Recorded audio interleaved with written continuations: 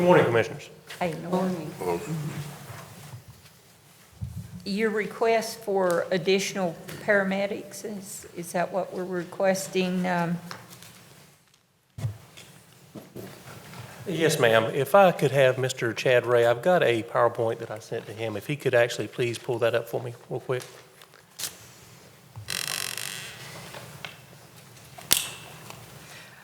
Also, too, Norm, I'd like for you to speak to the 14 firefighters. Okay, ma'am. Let me start with the paramedic positions that we're requesting first. Okay. First thing I want to start with is our call volume rate that we're looking with Onslow County EMS since 2010. As you can see on the board that we have, a projected 17% growth from 2010 to 2015. In addition, in that time frame, with the 17% that we've had in those 5 years, from the beginning of the year, January until March of this year, we've already got a 10% increase in call volume above 2015. The additional statistics that we have up here shows one of our response standards, which we want to meet or have a unit on scene within 9 minutes, 90% of the time. In 2011 through 14, we were averaging around 60%. In 2015, we have dropped down to 43, around 44% in our time of being able to respond, and this is due to our height and call volume.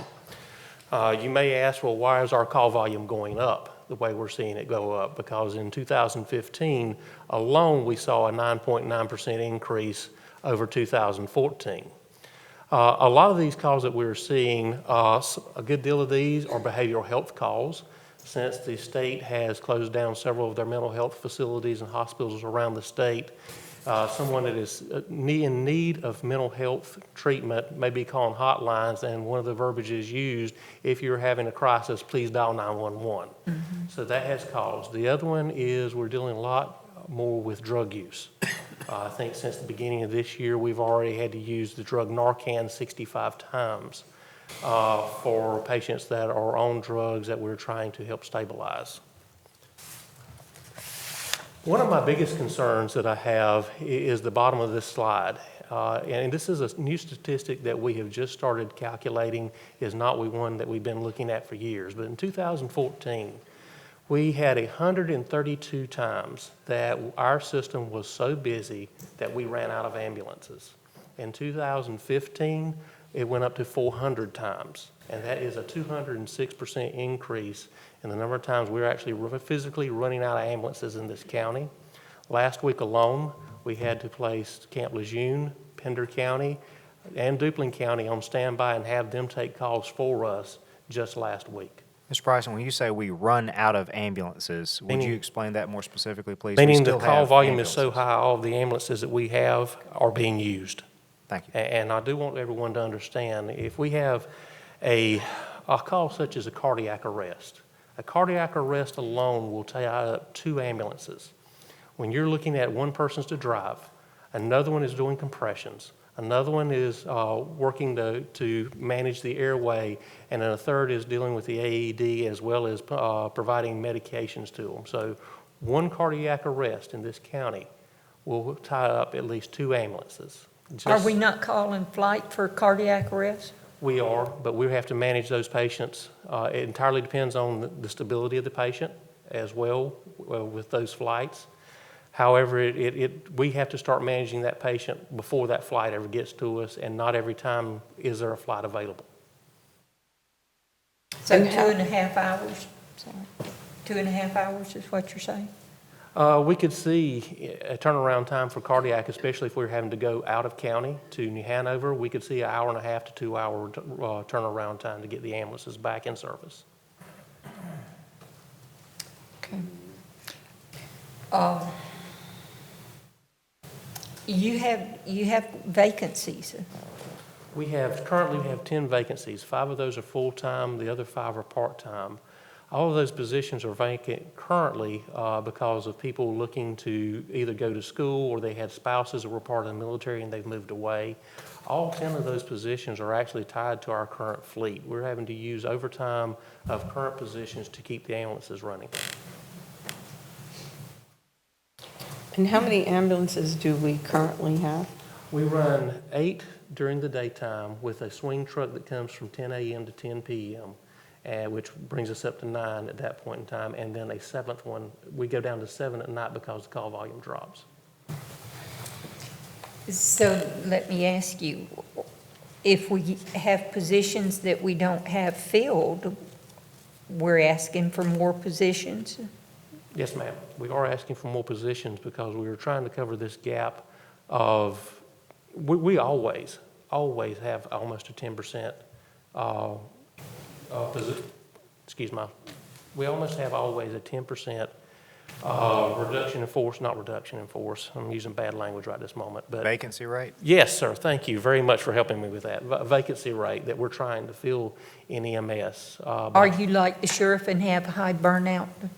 Is that the problem? I can't say that we've got a lot of our employees that are leaving because of a burnout rate, ma'am. Most of our employees, like I said earlier, a lot of them get into the medical field and they want to end up advancing themselves. We have several of our employees that are going on to try to get their doctorates as well.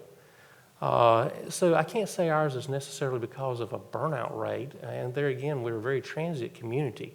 A lot of our people are also spouse members of other military members, and they move. Can I add to that? The emergency services is the one area which is different than many of our other departments where we do have a high level of current, even military employees serving as paramedics, part-time especially, but we have a number of, and so there is a transient nature specifically for that position class in emergency services. So how are you manning these 9 ambulances with that many vacancies? As I said, it's overtime funds. We're basically using our overtime for personnel who are full-timers already or part-timers coming in, but we also run into an issue with the part-timers that they can only work so many hours. And at some point in time, they get to a cap depending on what level percentage they are working for us, and we can't work them anymore. So then it does fall back to the full-timers to come in and work those additional units. I guess the bottom line for me, Norm, is justify the 15. The positions that we're requesting are to stand up a full ambulance. We're trying to put another ambulance back in service. Is it 15 positions? I think he's maybe talking about the reclassifications. Is it reclassifications or the new positions you're asking for, sir? Oh, those are reclassifications. And then there- You're requesting 4 paramedics, and you're requesting 15 paramedic reclassified to paramedic sergeant field training officer. Be honest with you, I think that request actually got changed. I think if I could have Beth Himes with me, to please come up. Jessica, while they're doing that, could you start looking at how much revenue is generated by, thank you. I actually think I have that number already, ma'am. Okay. Give me just a minute to look at a few notes that I have. For the current year that we're in, we're projecting to receive $3,170,674 in revenue for EMS billing and Medicaid reimbursement.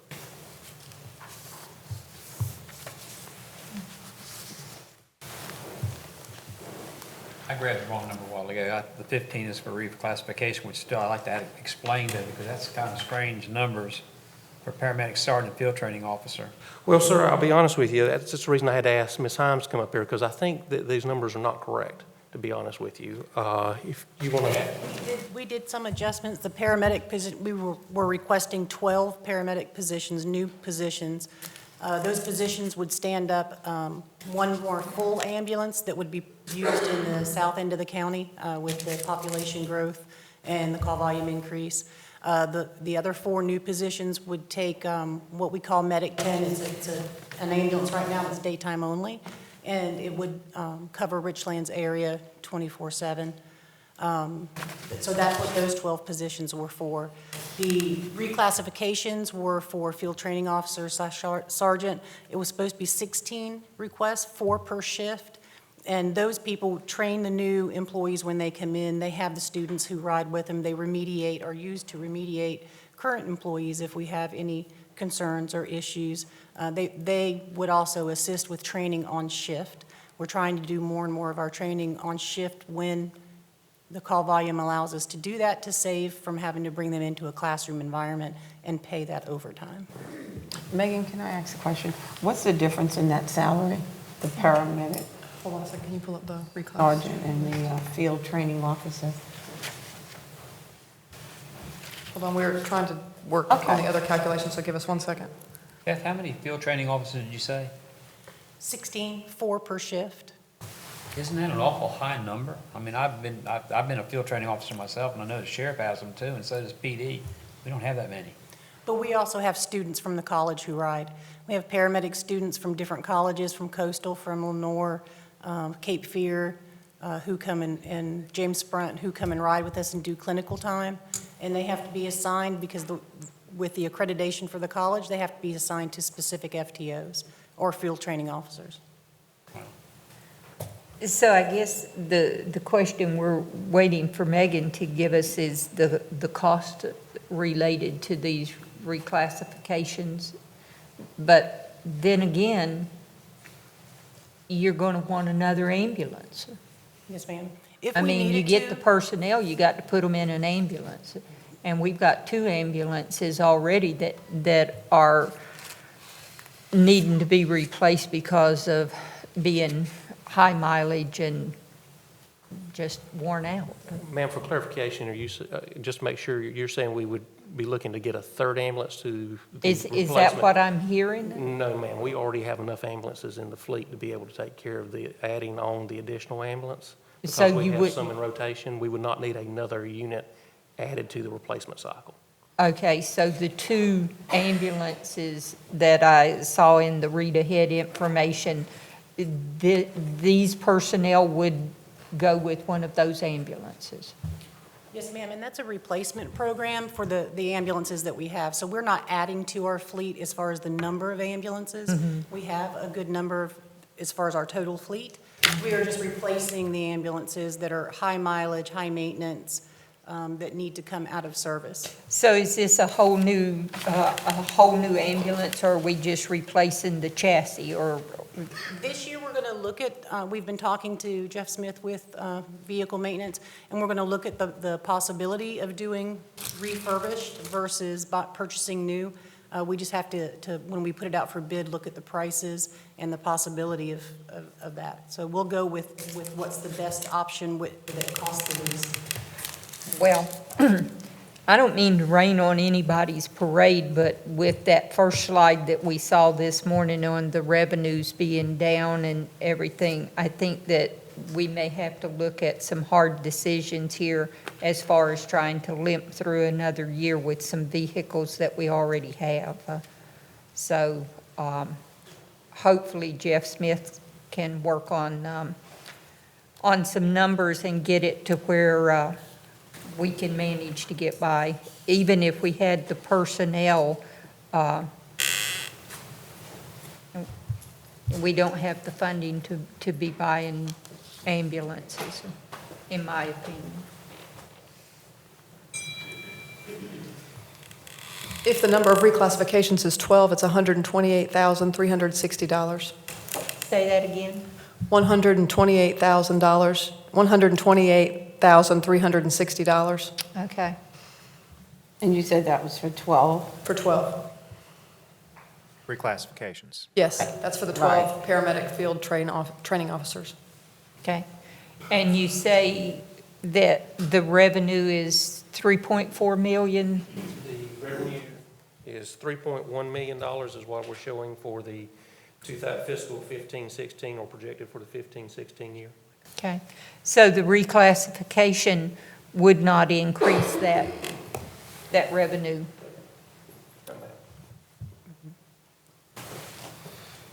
So having the 1 extra ambulance in service, would that increase that revenue?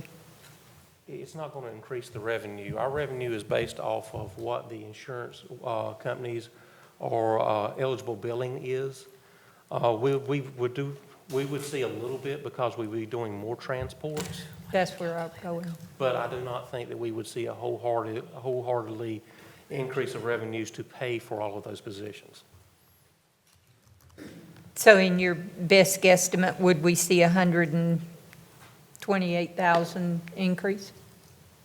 I couldn't guarantee that, just because we don't know what the reimbursement rate would be, and we all know Medicare, Medicaid specifically, their reimbursement rates are going down. This year, we were only reimbursed about $404,000 on the EMS side, and that's down from last year.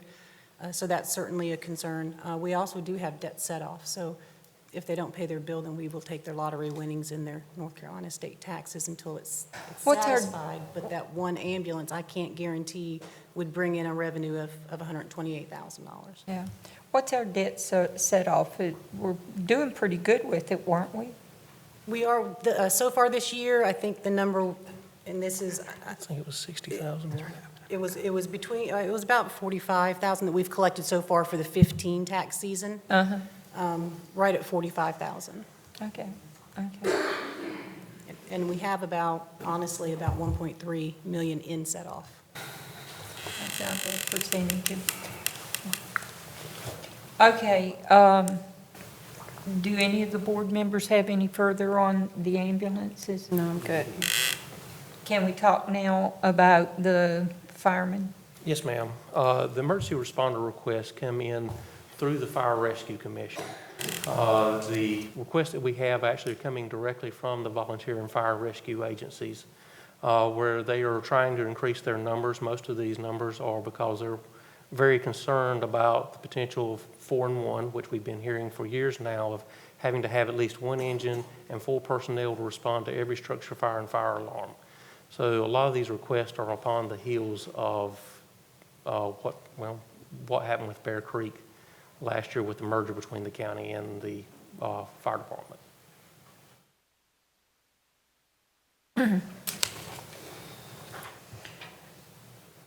Anybody got any questions about the firemen?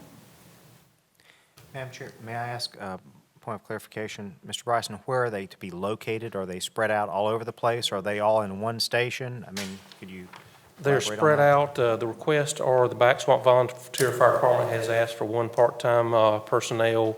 Belgrade has asked for one part-time personnel. Half Moon has asked for one part-time. Holly Ridge has asked for one part-time. Hubert has asked for one part-timer. 9 Mile Volunteer Fire Department has asked for one part-timer. Piney Green Fire has asked for one full-timer, one full-time position. Pumpkin Center has asked for one full-time position. Roachtown Fire has asked for one part-time position. Richlands Fire has asked for one full-time position. Southwest Fire has asked for one full-time position. Swansboro Fire Department has asked for one full-time position and a part-time position. Turkey Creek has asked for a part-time position. Verona has asked for a part-time position, and both Halls Run and Richlands Volunteer Rescue Squad has asked for part-time positions. Mr. Manager, Vice Chair just brought up Article 46 money, which we set aside four years ago or so, that a quarter of that quarter would go to public safety. That's allocated already. There's not more Article 46 money to compensate. There's not revenue to pay for these 14. Is there in 46? There's no sales tax revenue to pay for that. When you established the emergency responder program initially, with the initial allocation of emergency responders, you used 100% of the equivalent of 100% of that amount of sales tax. Now, the formula is actually, when Article 46 was passed, half of the money was enough to offset 2 cents on the property tax rate. So mid-year, the commissioners lowered the property tax rate by 2 pennies. And of the remaining funds, 50% would go to public education and 50% would go to public safety. Now, obviously, all the sales tax money goes directly into just the income of the county. You know, each dollar is not marked, I'm a sales tax dollar, I'm a property tax dollar, I'm a fee, or I'm a charge. It just all comes in as revenues. You have spent more money in public safety overall, whether it's paramedics, whether it's new detention officers, opening the new jail, you've spent more than that every year than we've ever taken in Article 46 money. So there is no additional sales tax money that would go to this. In fact, we'll have less sales tax money than we had last year, absent the expansion of the base and more sales tax coming in. Yeah, but Jeff, if I remember correctly, and somebody correct me, WC or somebody, the Article 46, or the quarter cent sales tax for the emergency responders, that money is what we were setting aside for that, not to go into the general fund. No, sir.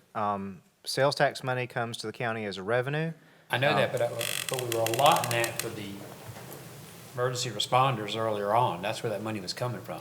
And I think Paul's right, but we spent it. We spent That's it what I'm with saying. We that spent it. initial. It's gone. Yeah. It's still being, It's- if you want to say that, Yeah, if you compare the amount of money we spend on public safety from the sales tax money, it is less than what we're spending on emergency responders, the sheriff's office, detention center, anything. So you have already spent all of the sales tax money you have for public safety, on public safety already. Any requests, whether it's detention officers, sheriff officers, paramedics, emergency responders, telecommunicators, anything now, you have the property tax to turn to. so it went into the general fund, and when it came out, it took a couple brothers out with it, because there wasn't enough of it to come out as what was the need. That would have actually been a shorter explanation. There you go. And so now, it's wanting some more brothers to come out with it. Sister too. And Norman, some cousins coming out. Norman, the departments that you named, was that number, was that 14 departments? No, it's less, because some want 1.5, some want Okay. 2.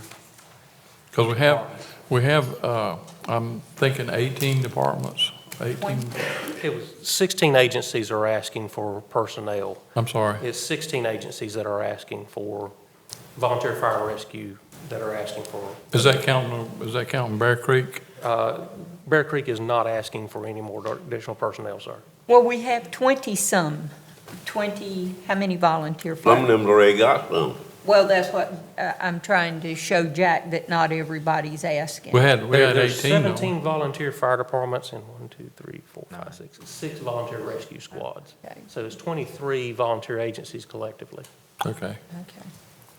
But Norman, so the ones that are asking for emergency responders, many of them already have emergency responders. This is an expansion of the number of emergency responders already at their departments. Every one of these already has emergency responders. Right.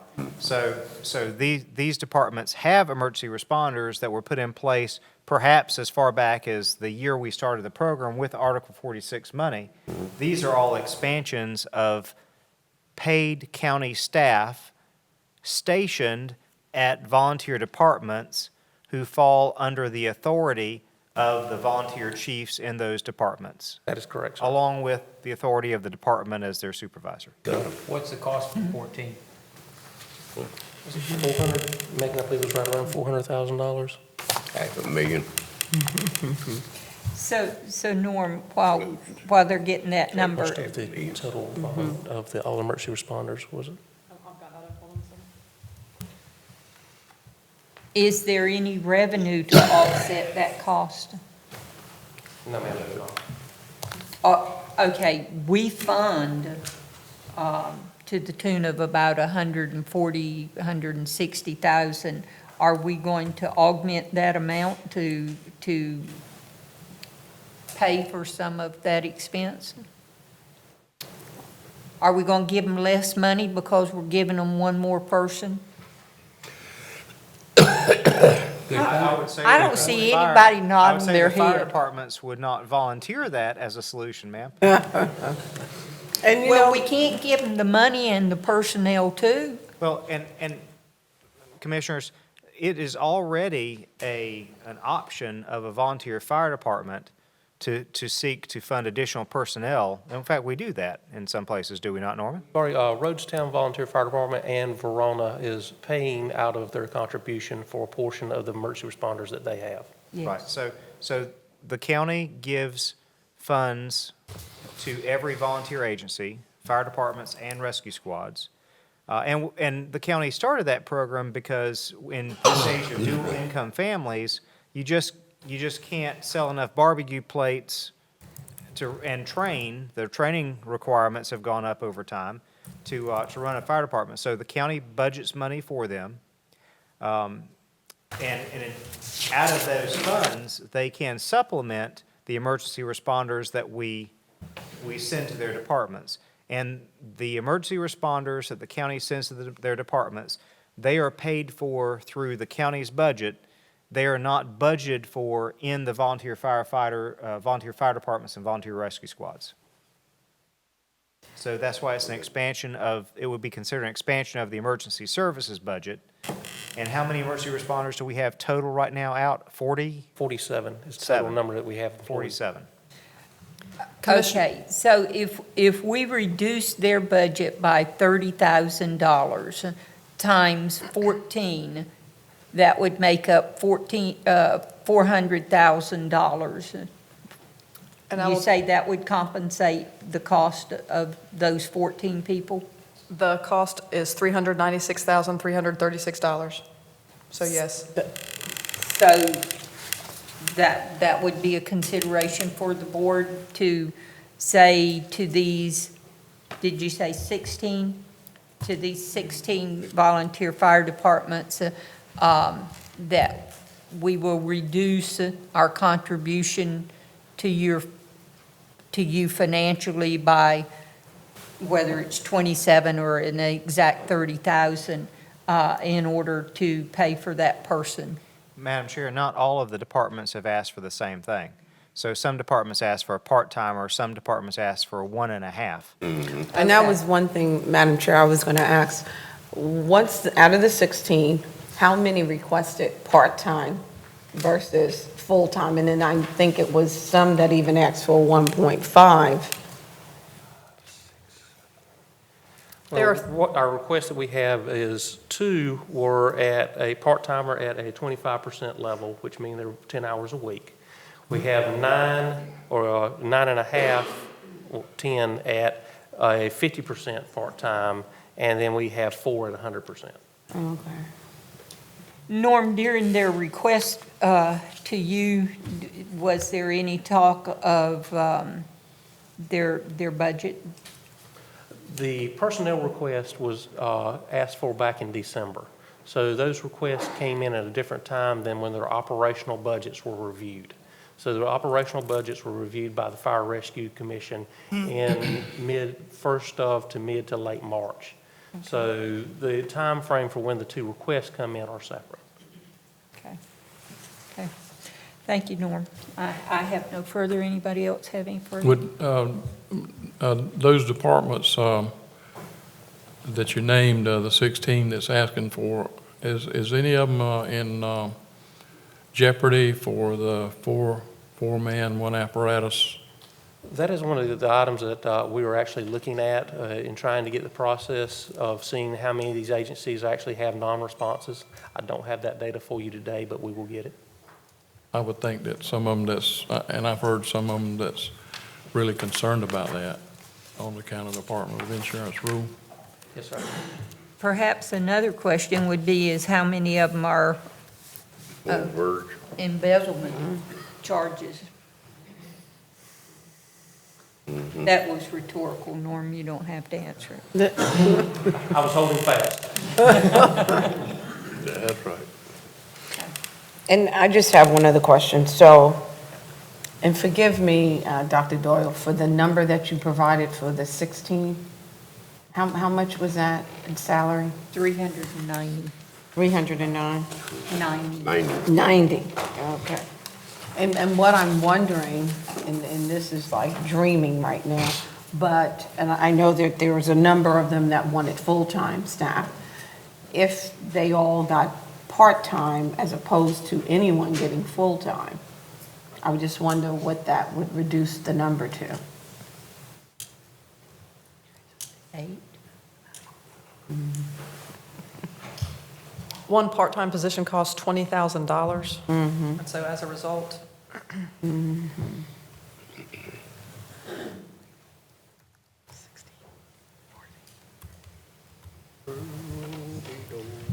that number would be $286,560.40. Doesn't change. But I was just wondering. Thank you. Okay, if there's nothing further from the board, Mr. Hudson, how would you like to proceed? Madam Chair, it's 12:45. With the board's permission, could we move into a 1-hour lunch break? Everybody hungry? Approve. Yeah, Okay, same 1 hour bread. lunch break. Specifically, the positions that are being requested, no significant changes here from what I talked about earlier, except for the paramedics were not 4, they were 12, and that was one of the part of the conversation earlier this morning that alerted us to the inconsistency. And then the other positions are essentially the same, with the exception of there was an information technology position that was omitted earlier today as well. And the reclassifications do remain the same. So I just wanted to correct that and give you an updated presentation and ensure that you had the correct numbers in front of you. Again, that information was reflected in the budget that's in New World. It just wasn't in our updated spreadsheet. So all the numbers that Ms. Roberts has for expenditure side, they are all correct and do not need to be updated. It's just the totals of the asks in the presentation. Thank you, Dr. Doyle. Thank you. You may want to keep that information close when we get to the commissioner's recommendations for staff.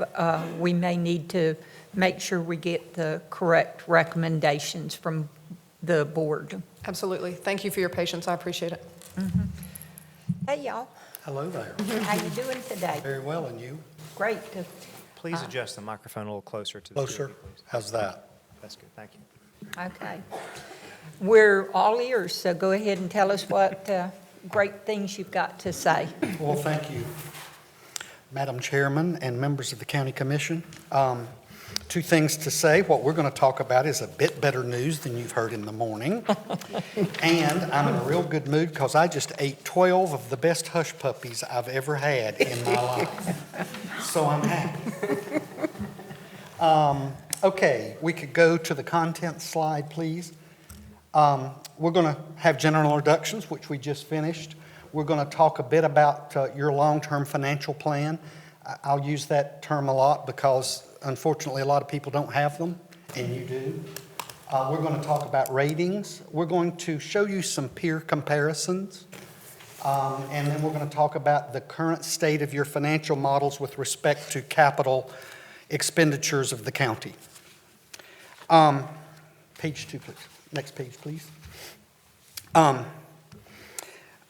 We've appeared before the County Commission a number of times, generally every other year or so, sometimes more often, and have spent a good deal of time, as will be the case in this meeting, in talking about how do you balance capital needs and operating needs in a growing and diverse county in the middle of a growing and diverse state. And plus, you have coastline. And I heard that discussion much earlier.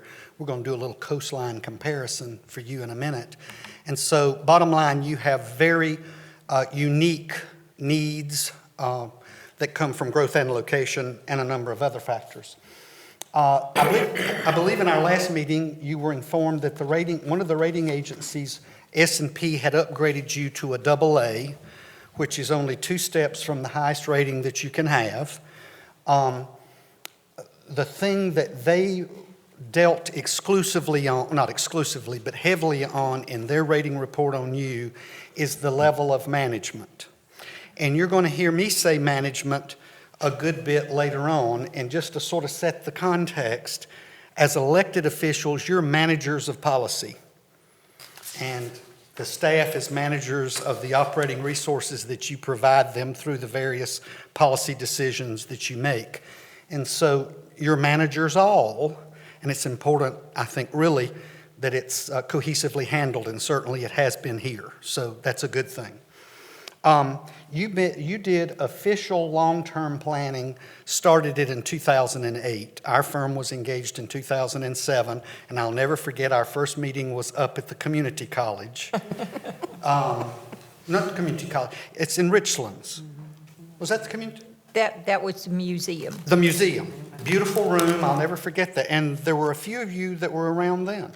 A few of us. So you began long-term financial planning officially as part of your budget process in 2008. And then today, what we want to do is continue to talk about long-term financial planning and so forth. We became your advisor in 2007.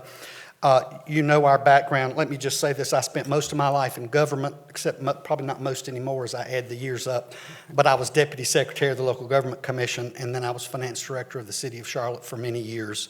Andrew is my son and has been in business with me for 14 years, the age of this firm. So we're happy to be here. Next slide, please. Whoever's controlling slides. Okay, I'm going to do this fairly quickly because I know there's time constraints here. And those of you on the commission have discussed this a lot and heard it a lot, so I'm going to move fast on it, but some of the things that are on it I think we can't really ever forget. First and foremost, long-term financial planning provides a roadmap. Without a long-term plan, you don't get a whole lot done simply because you don't know what's going to happen down the road and how those happenings impact what you're actually doing today to get to the long term. It helps you set policies and achievement objectives, all of which I think in the current budget environments we all find ourselves in is going to be more and more important. One thing I heard this morning that we've seen at virtually every one of our clients is you're being passed down costs from the state and the federal government. And you sit at the closest level to the citizens who receive those services. And somehow it's always your fault. Or positive. So it's important in this time managing through those kinds of things. Obviously, a financial plan gets looked at annually, although it has a long life, and you can change it at will. I think the real key to changing it is precipitous changes up or down probably aren't what any of us want to see because planning has a long-term perspective. It gives you greater financial alternatives, and we're going to talk about that in a minute. It lets you, gives you your tool to match your priorities and needs, and then it really sets the financial standing for your credit ratings and how other people feel about you. I mentioned credit ratings a minute ago, and I want to say this real quickly because I think it applies to you as well as the number of AAAs in this state.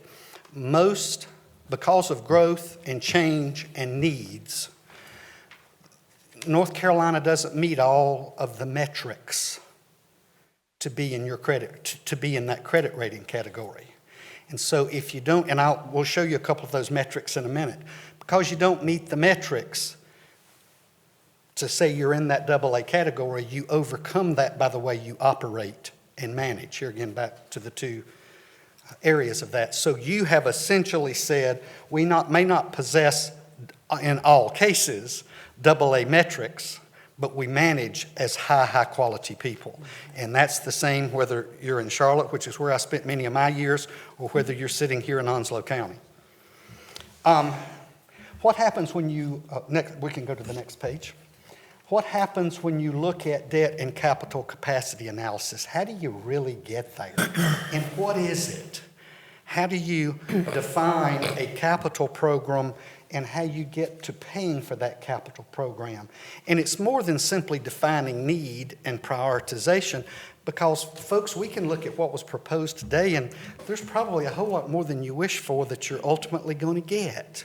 Maybe not, but, but the bottom line is you have to define that need, whether it's large or not, and then you've got to prioritize it within your given set of resources. And y'all have done a very good job in doing that by the way you've gone about your planning.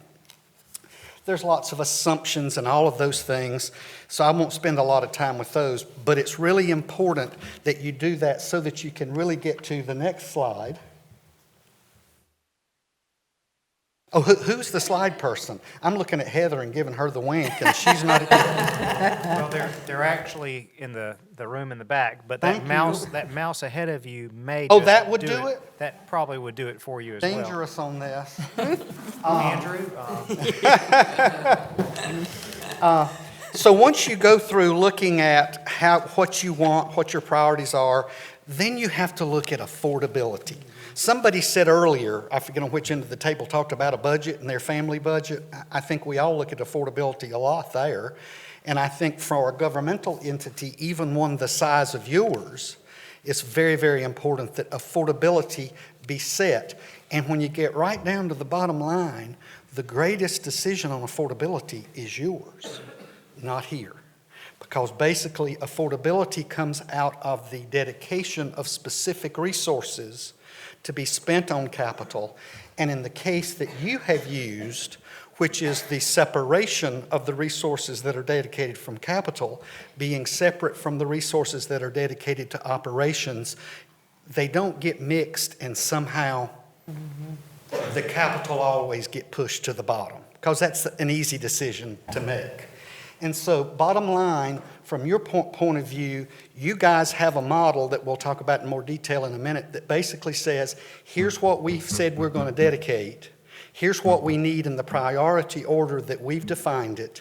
Now you, as staff and others that work with staff, tell us how and on what time basis we get that done. So that's really what it's all about. You all, from the last item that we see here, you all decided back in 2009 to do a dedicated capital improvement fund. So it's 6 years or 7 years old now. And out of that, took the concept of putting resources for capital and resources for operations separate, and you did that, and you've stayed consistently with that, and that's what's produced a picture that's positive for you in terms of your capital side of the equation. Okay, now, how did that do? Under the capital debt capacity, you have some things that constrain you externally, like a lot of things that constrain you externally. I think the manager said this earlier. As you know, we have a pretty broad client spectrum in a lot of cities and a lot of counties, small and large, and counties are by far more controlled in how they do their operations and how they spend than our cities. And so you have that to deal with on a multiplicity of bases. The statute basically has a couple of ways that you look at how much debt can we afford under the statute. And the main one that's measured is your percentage of assessed value. So essentially, by statute, you cannot exceed an outstanding debt 8% of your assessed value. To compare and contrast that, since your assessed value is the major source of revenue you would use to pay for this, and since the statute, which is unusual among the 50 states, says that there is no limit on the tax levy for debt service, you have a $1.50 limit on everything else, but debt service is unlimited for GO bonds. The bottom line is the statute attempts to, on both sides of the table, give you some limits, but they're not restricting, at least have not been for most people.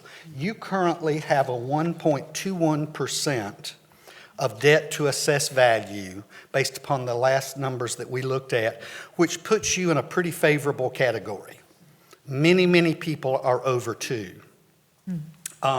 So that gives you room, i.e., we haven't overdone to get here. So as that measure, at least you're there. Now back to your long-term planning and how you begin in 2010. In 2010, you dedicated 6.25 cents to capital. You also said all that we're appropriating this year for debt service, we're going to keep that number constant because your debt service is not a mortgage amortization. It's not the same number every month for 30 years or 20 years or 15 years. It's level principal, which means your payments go down. And so intuitively, if you started a year and freeze that number, as the debt service pays down, you internally create capacity. In the olden days, that was probably used to help balance the general fund budget a little bit from time to time. But because you have long-term capital needs, now that money remains in the capital category in terms of how do we invest it. The positives of all of that, you also have some other revenues that we can talk about later and that you've seen before. But basically, you started that in 2010 and haven't wavered, and it's produced some fairly positive results for you. Okay, let me try one more time. Okay, let's talk just a little bit about credit rating. And Mr. Manager, I'm trying to go a little faster just because of time. I was educated in Iredell County, so this is real fast for me. So there are 4 major criteria that really look at how one entity, in this case the County of Onslow, is rated. The first is economy and tax base. 30% of that criteria, rating criteria, comes on your economy. That used to be 40. So what that tells you to start with is, because of the next 3 categories, you control a significant portion of them, not all. But basically, from a rating perspective, these rating agencies finally figured out that you can be a sterling credit and not have the world's best economy, or you can have the world's best economy and be a horrible credit. So basically, 30% is economy and tax base. 30% is finances and liquidity. Y'all were talking about fund balance a little while ago. In much measure, that is your liquidity. The chairwoman mentioned that we don't collect and spend all in the same time period. That is correct. You spend long before you get your tax money. So there is a foundational need for fund balance to simply be able to write checks. Now, in virtually every other state outside the South primarily, entities issue tax anticipation notes. They are so low on money that they have to issue notes pending receipt of the money to pay the payroll and other bills. You don't do that. You shouldn't have to do that. Besides, in North Carolina, it's practically impossible to do.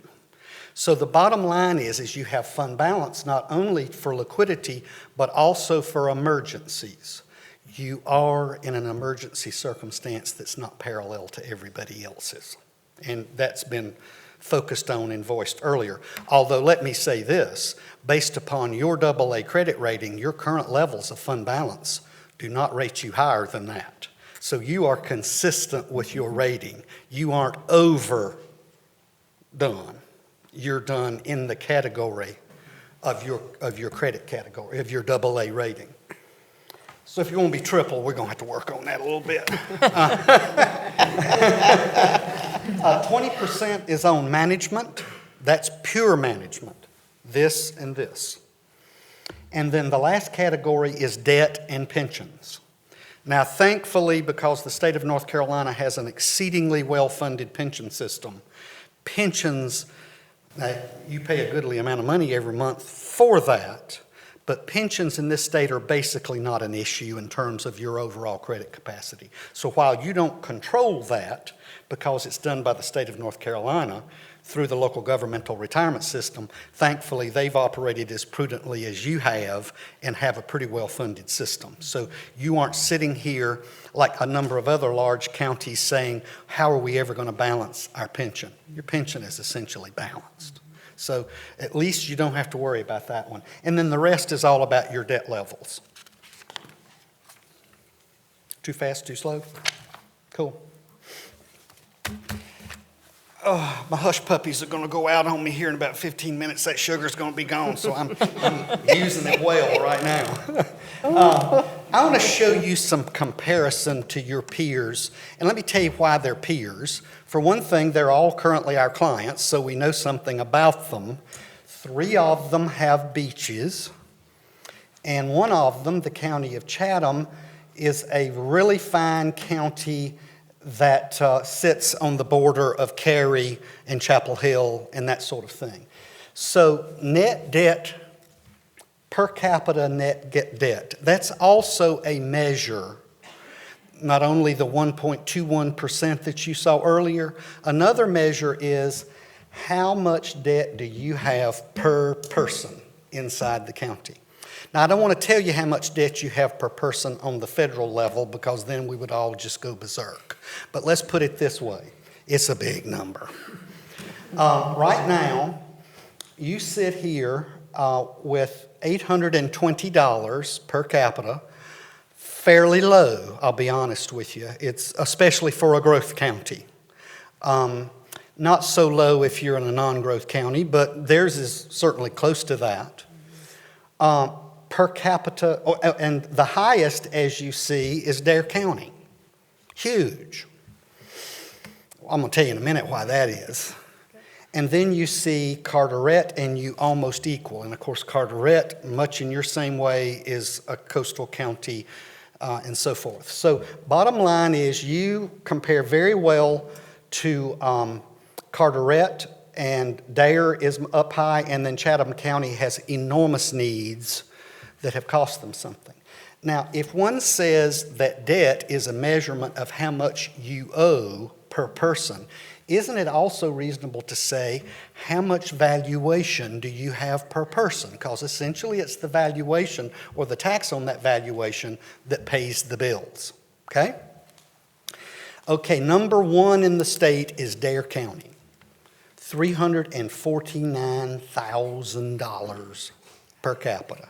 If y'all had $349,000 per capita, your tax rate would be reduced to 20% of what it is today.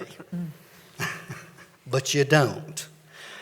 Next high is Carteret County, because much of your coastal property is owned by another big old entity of government and not taxed in the same way that other oceanfront property is. Because of that, you have the lowest. In fact, yours is half of Chatham and Inland County. But the point I would make to this is, the bottom line is, you have kept your per capita debt to your per capita assessed value reasonable. If we were sitting here looking at you with Dare County's $4,000 per capita with an assessed value a fifth of theirs, you really wouldn't have your AA. So basically, you've recognized that you have to manage those things together, and you can't have everything all at once. It has to be planned over a time period. Now, what about debt as a percentage of per capita valuation? You saw your 121. It's 119 in Dare. So you've really stayed constant with Dare on how you kept your debt as a percentage of your valuation. That is what I call an affordability sort of look at. Chatham is at 158%, higher than yours, but still not outrageous at all by national standards. And then there sits Carteret. They've been our client for a number of years, and they recently had a facility study. I won't go into the detail, but let's put it this way. They need to repair a lot. And of course, you see the populations upon which all of those numbers are based. So bottom line, looking at 3 beach or coastals, I would just say y'all have managed very reasonably based upon what you have to manage with. Okay, at this point, I'm going to turn this over to Andrew, who is the numbers guru. And he went to Chapel Hill and measured in economics and political science, so don't hold anything against him. He's been in a depression since 2 Mondays, or I guess a week ago. So anyway. Let's not talk about it. It was not a good night. So in talking about the models, and you brought the right slide, good. We first start with the type of assumptions we have in here, because in order to create a good model to move into the future, you have to kind of create what are bases of which we estimate where things are going in the future. And so y'all have decided to do it very conservatively. 1% growth on the tax base, that's the value of your penny. Historically, y'all grow higher than that. So 1% growth in the model helps provide extra cushion and conservatism. We do not take into account any investment earnings that are earned in the dedicated capital improvement fund. That is also every year when we reconcile the model with the CAFRs. That's kind of gravy on top, depending on what you're earning, given that you're earning sub, 0.5% kind of right now. It's kind of hard to expect that money. We also are assuming zero growth in lottery proceeds. That's just to make sure. Lottery proceeds tend to do this, not knowing where they're going from year to year and what the state may do either now or in the future, where those funds go. So we have frozen those and don't expect growth in those. That gets looked at, as Doug said, every year. This is a living document. On a side, we're up to version 44 of your general government model. That does not count the A, B, C, D, E, and Fs we've had. I believe in the folder I have, there's about 100 different models I've run for the county over the years. So that really speaks to the living document of it. You continue to look at it and make different assumptions based on reality. And then our future interest rates we look at, we run at 5% on debt you may do in the future. That's well higher than what we're seeing in current markets right now. That helps provide interest rate risk for when you're trying to think about issuing something in a couple years. So as we run these models and we get closer and closer to the day that you might want to issue the debt, we can adjust the rate to start matching what reality looks like.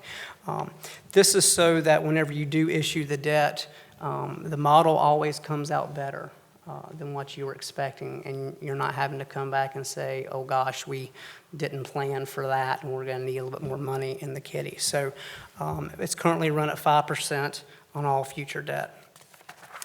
Doug, you can click for me. Since 2008, when the program was embarked upon, there have been a number of issues that has been done on the public market as well as the private market with bank placements. It's totaled around a par amount of around $169 million. And you'll see the first one was done for GO for schools of $40 million in March of 2008. There were some bank placements for before the jail was built. You had to do some site work stuff, and then we did the large borrowing, which was a bank placement at the time, $57 million. November 2008, if you kind of remember, that was when everything was starting to really kind of fall down the stairs in the economy. And again, then we tested the market and found that placing it with a bank was much better than going into the open market. In December of 2012, we issued money for this administration building and the library. Also, that was for renovations to the airport. That money was done then. And then we did a bank placement in 2013 in November for 800 megahertz radios and a maintenance building for the community college. The last issuance you just did last year in September was for the new DSS and health buildings and a joint school and county maintenance garage. So that money was issued last year and came out much better than what was projected in the model, and so it made the model better. Okay, just to show you how fast you pay off debt, I'm going to give you a quiz. Back on page 8, we told you your total outstanding debt. How much was that amount? More or less than $169 million, which is what you've issued since 2008. Less, weren't it? Considerably less, because you're paying it off fast. Currently, after issuing $169 million in that time frame, you only owe $159, and you had debt before you issued this. So the point is that quick payoff gives you the capacity as well. Most definitely. You haven't spent the future board's money, is the point. They'll be happy to know. Correct. And so, Doug, if you go to the next slide. So in the current model, there... Can I mention only one other thing Of on this, course, go Andrew, and I ahead. apologize. People often say, why do you want a high credit rating? Okay? Yeah. You want it because in November of 2008, you had bids on the board for your jail. I know it needed to be built. I know we've discussed other issues related earlier, but you needed something, and you built something. If you hadn't had a high credit rating, you wouldn't have had that money because it wouldn't have been loaned to you. So my point is, good credit not only is low interest rates, more importantly from my perspective, although I love low interest rates, is accessibility to the market. Absolutely. You got to get there. Okay? Even things are bad, it's good to have a nice high credit rating. These are the projects that are currently in a model that are to be issued. We have, coming up this September, some public issuance for the courthouse and a couple other projects that are thrown in there. And then in September of 2018, a new main branch library and an expansion to the Emergency Operations Center. These are what's currently in the model, and it currently, we can go to the next one, currently requires no additional revenues.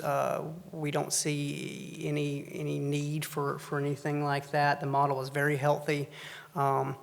And new projects could be issued around fiscal year '22 as capacity starts to increase.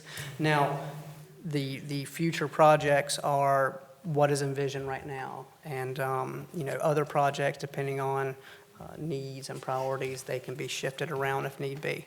But at this point, the general government model is very healthy, does not require any influx of new funds, and it's in great shape. And you'll be passing new boards after '22 the ability to continue to look at what are the facility needs of the county. If you add up what you've already issued and are to issue, you're going to have issued $215 million in debt, which is significant, but you've handled it through the decision you made in 2010. Yeah, over a 10-year period. Over a 10-year period, yes. Andrew, some of the, some of the discussion that we have had about 4 or 5 months ago was going back and looking at our strategic plan and our CIP. I'm sure you're aware there's a lot of check marks on our CIP, and since it's been 2008, well, I believe we refreshed it, 10, 12? We need, or the Board of Commissioners needs to go back and relook at our CIP, our strategic plan for the county, and see if this is still pertinent or what else we need to implement.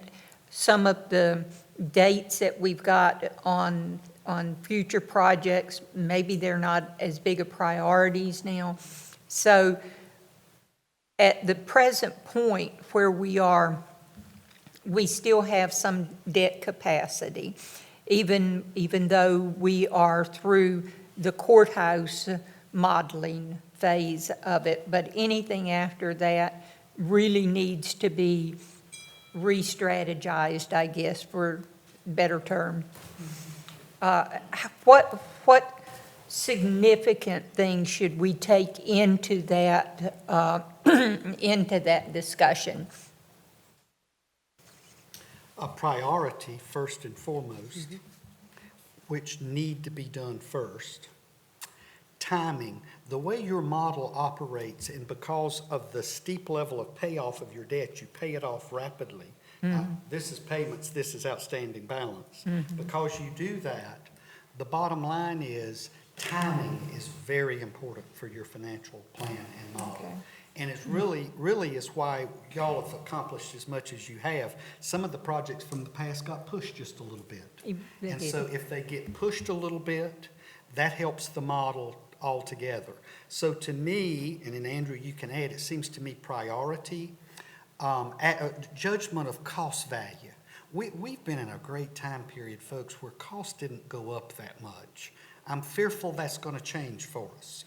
So that also makes timing an issue, because as costs go up, oftentimes cost on the construction side of the equation doesn't rise as fast as your assessed value does. So you don't have exact match between revenues and the expense coming out of that.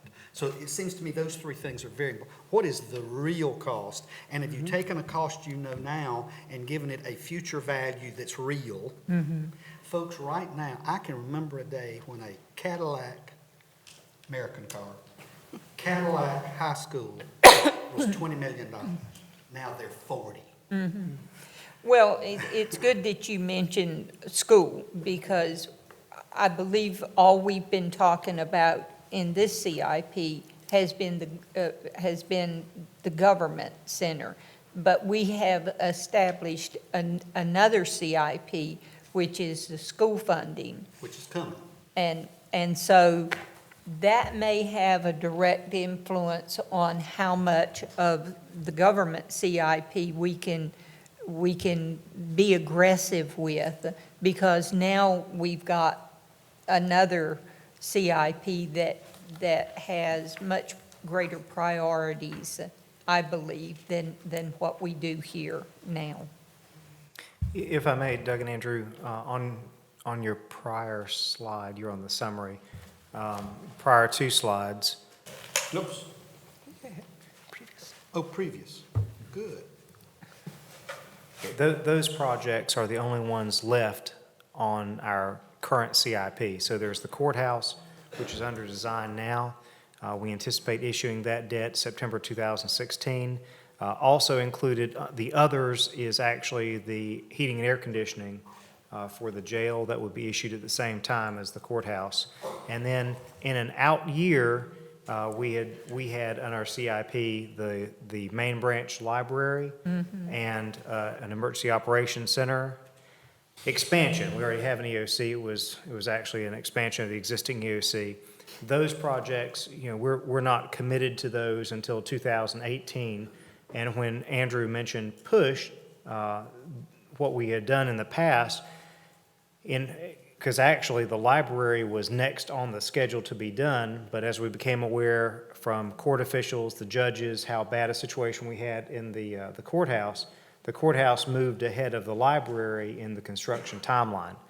But that wraps up, other than some very small projects like a EMS station, which we're actually thinking might be a pay-go cash pay project and not debt service.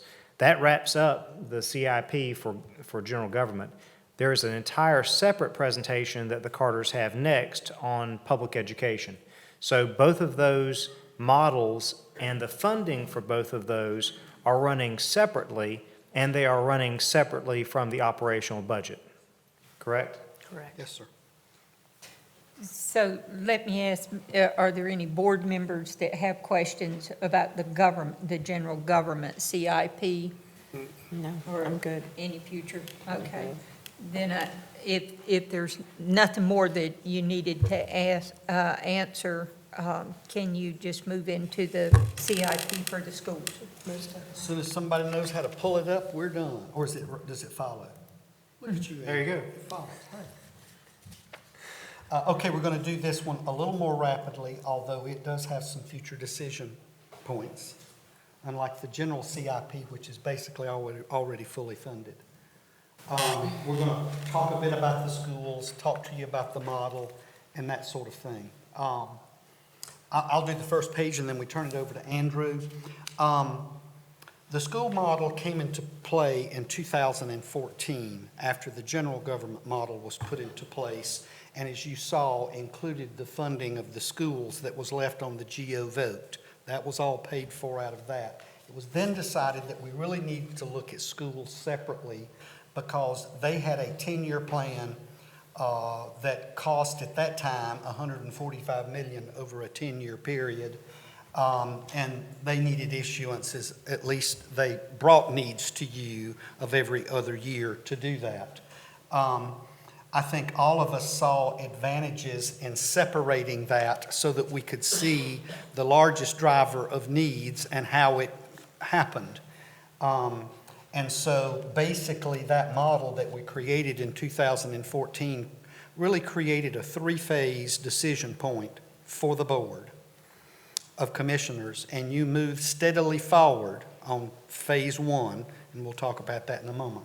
One other thing I would say to you, because I think it bears people's knowledge if they don't know it, when this was done, the school boards came forward with a contribution towards this capital plan of $13 or so million. You don't often see that. And so I think that formed a part of a partnership that said, we're all going to put something in this, and I believe that money has already been transferred. Okay, Andrew? Yes, so going on top of that, yes, when the school and the county met and talked about the needs, it was discovered that for everyone to have skin in the game, the school board had a large fund balance, and they were willing to commit some of that to get some new schools. So $13 million was given over to start the fund balance of a new dedicated capital improvement fund for schools, which is separate outside the general government dedicated capital improvement fund. So these two plans run completely independent. The revenues and expenditures within them are completely independent, so one does not affect the other. At that time, the commission then decided to raise 2 cents for the construction of Dixon Middle and Richlands Elementary. Dixon Middle has already been issued, and I'm sure is either probably wrapping up on construction shortly. The model now shows that in fiscal 19, a future board would have to decide if they want to construct West Central and New Southern Elementary. At that time, before the end of June of 2019, you would have to raise 2.15 cents, whether that we always put stuff into cent equivalences because we kind of all know what that talks about. That could be Other a revenues. mix, a number of different revenues, operational savings or property taxes, however you get to that 2.15 revenue number. And then in 2023, there's another decision point that if you wanted to build Northwoods Park and Midwest Middle, you would need approximately another 2.15 cents. The 2 cents that has been raised for Dixon Middle and Richlands Elementary will take care of all the debt service for those two schools. So there's no additional revenue needed to complete both of those schools. So if you stopped the program and didn't do West Central and New Southern, you have plenty of revenue to pay for the debt service on Dixon Middle and Richlands Elementary. Lottery revenue also moves over from the general government model into the school model in 2029 once those 2008 GO bonds you've already issued roll off the general government side. So that's when that money moves back over and will be used just in the school model. To show you the importance of your model and also the importance of it having prudent or conservative assumptions, is basically both of those numbers were bigger when we first gave them to you, the 215 and the 215. So essentially, because the model was conservatively or prudently envisioned, you have gained from lower interest rates that were in the projection, things of that nature. And so basically, the beauty of how you do that is you don't end up with us sitting before you with our faces the color of this blue saying, oops. So bottom line is that 430 that's left to go is less than it was. And it's my anticipation when we get there, unless interest rates have gone out the window, maybe that will go down a little bit again. But that's always done the year you do it. Here again, this lives. It doesn't die. So is the school CIP as quick a payoff as it's at the same rate of return? That is correct. Okay. If you continue as a policy board with your current plan of setting aside money, there will be time periods when you've used your capacity, like we've said in the general fund model, but you have not consumed for the entire 20-year issue of that bond issue all of the capacity that's available for new needs into the future. That's the beauty of the plan. And Accumulate that for the next group. The one thing that I like so much about this plan, other than we designed it, is the fact that it is fluid.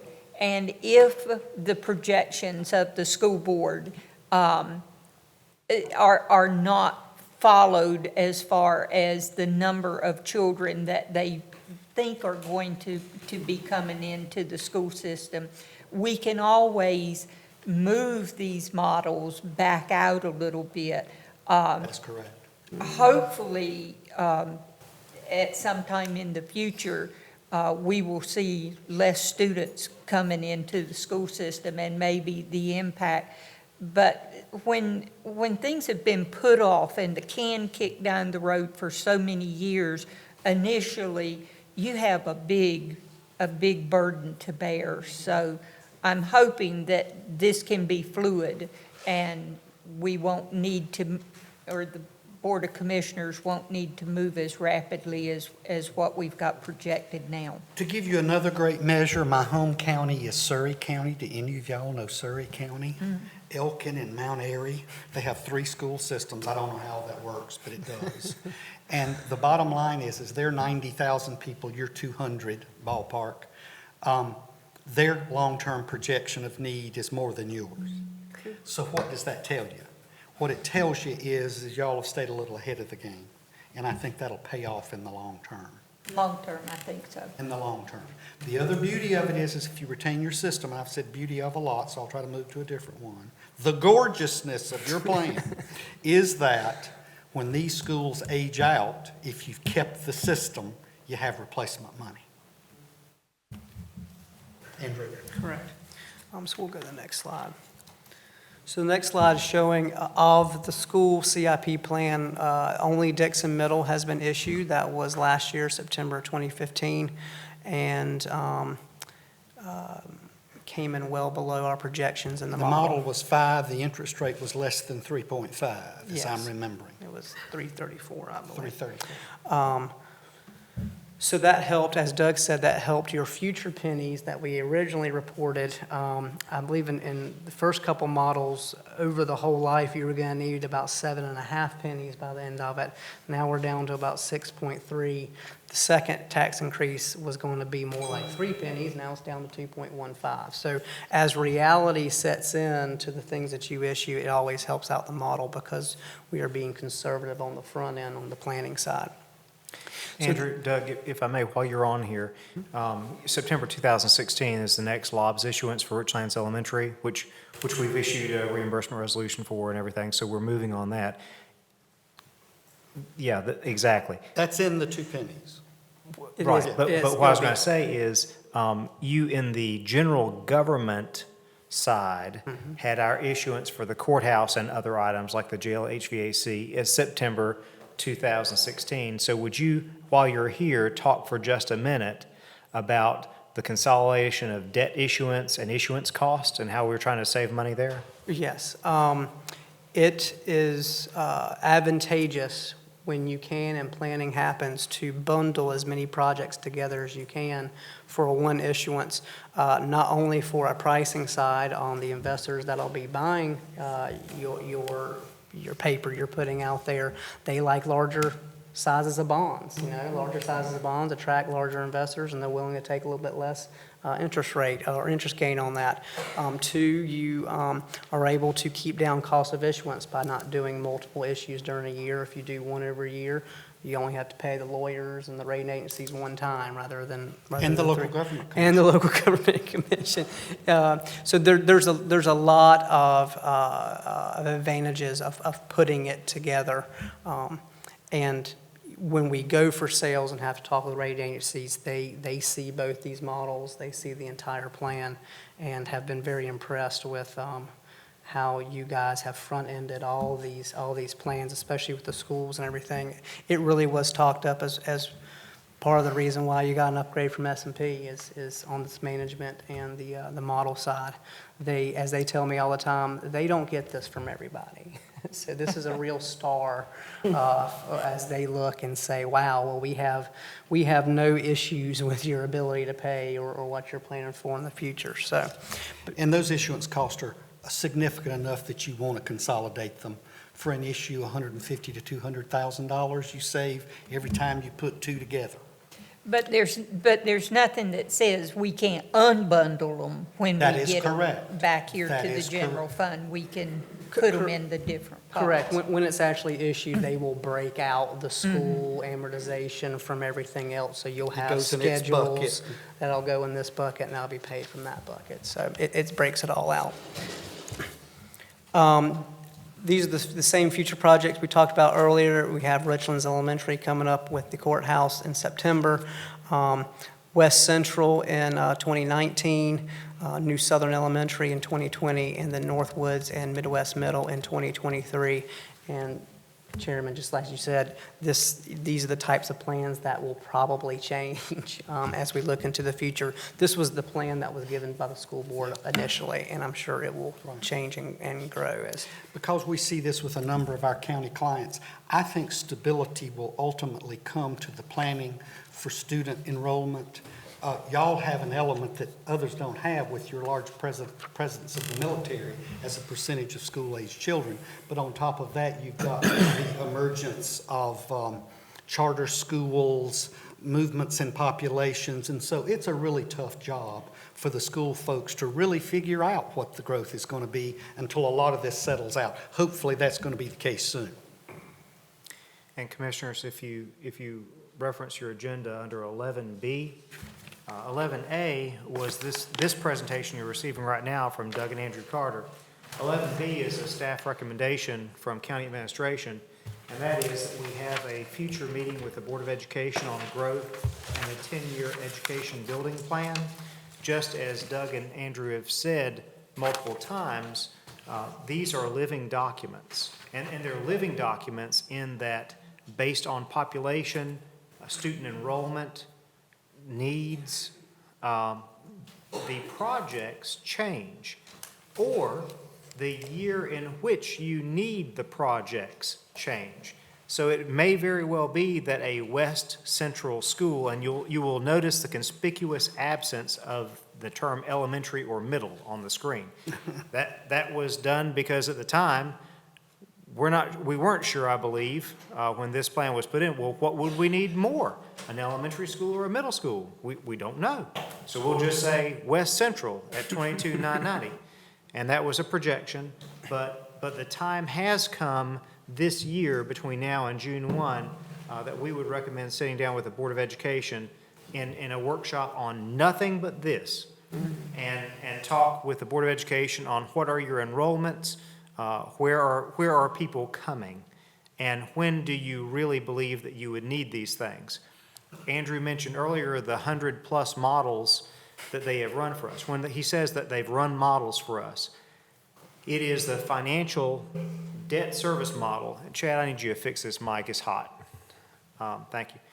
It's the financial debt service model, which would basically change the years that we would issue debt and be different. Something changed. The last thing that changed was I called them up and said, oh my gosh, we've got this air conditioner issue. Can you plug in 1.7 and can we do it at the same time as the courthouse, and do we have the capacity to do that?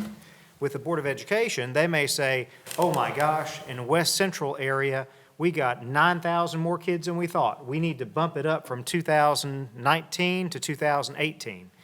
Anytime there's a change in timing or the projects, they have to run new models, and only that way can we tell the Board of Education or you whether or not we can afford it. Correct. Okay, All right, next slide, Doug. last slide. Yeah, it's just the summary. The school model remains very healthy with the same conservative assumptions we use on the general government side. The 2 cents that was raised in fiscal 15 will cover the debt service of Dixon Middle and Richlands Elementary without any need to change anything there. New revenues of around 2.15 cents on the current plan will be needed in fiscal 19 in order to move forward with West Central and New Southern Elementary. And again, 2.15 cents needed in fiscal 23 in order to move forward with construction of Northwoods Park and Midwest Middle.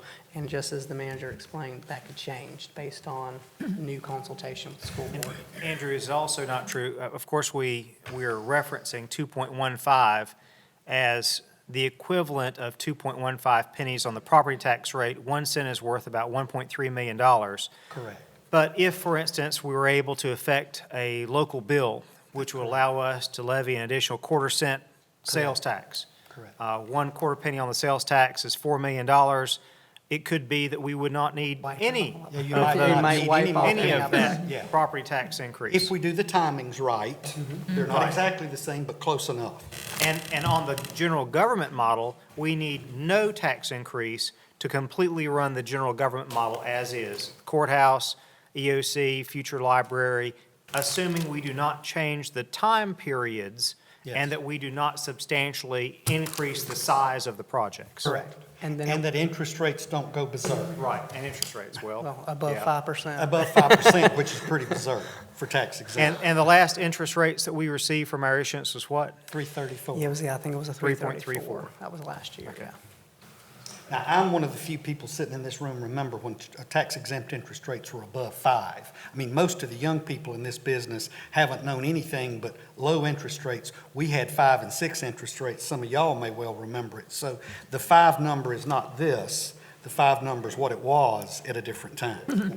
And that's the beauty of the living document of it. If we start seeing interest rates ticking up and staying up, then we would change the assumption from 5 to 5.5% or 6% as things go up. And then new decisions might need to be made on timing and sizes, on that kind of stuff. So, you have your current plans covered, both schools, your new plans under your general government program. You're moving towards the next 2 phases of the school plan. We'll revisit with you when that time comes on what the true impacts are. But at this point in time, you've done your duty.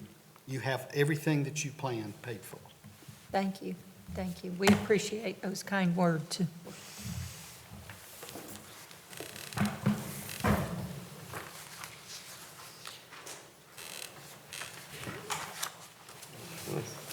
Madam Chair, thank you for letting us take them out of order so they can catch their flight.